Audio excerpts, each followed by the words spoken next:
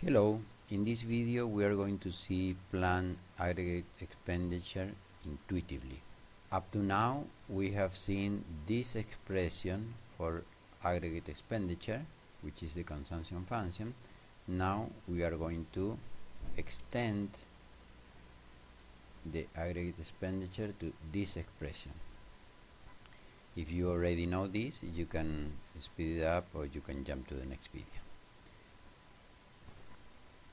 Okay, in the previous video we have seen that if C0 has this value, then the intercept is a little bit more than 3, which is exactly this point, and what it means is that this C0 is the initial injection of money, this C0, and if C takes this value, then the multiplier is, we plug in here the 0.14 value of C, and then we get the multiplier, and this 17 means that 17%, which is this part, is the induced consumption induced by the initial consumption, which is this.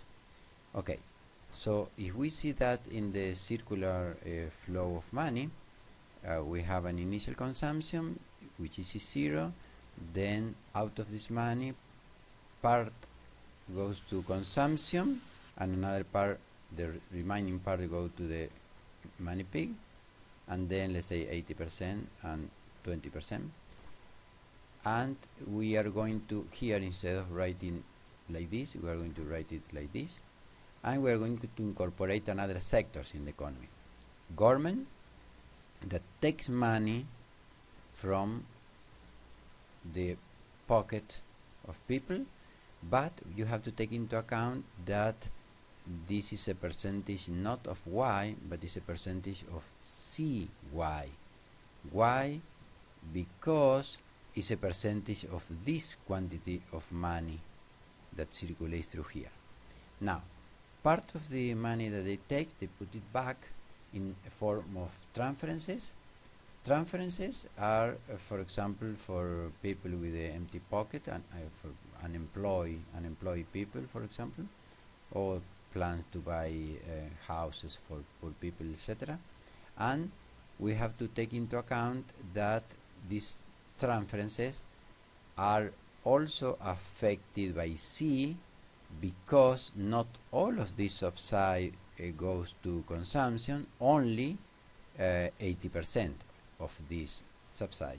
And then we have another injection of the government, the government expenditure, that is not affected by C because it goes directly to consumption. For example, to build schools, bridges, roads, etc., which is G0. And then we have investment. Households invest, for example, building houses, and firm, including new equipment, new computer, new tractor, or even new firms.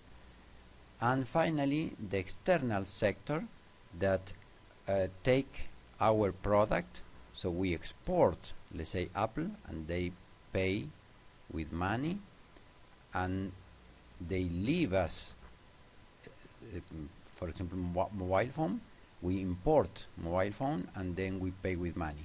So the difference between this flow of money, which is export, minus this flow of money, which is import, the difference is what is called next export. So the difference between export and import. So, well, that's it. See you in the next videos. Thanks for watching.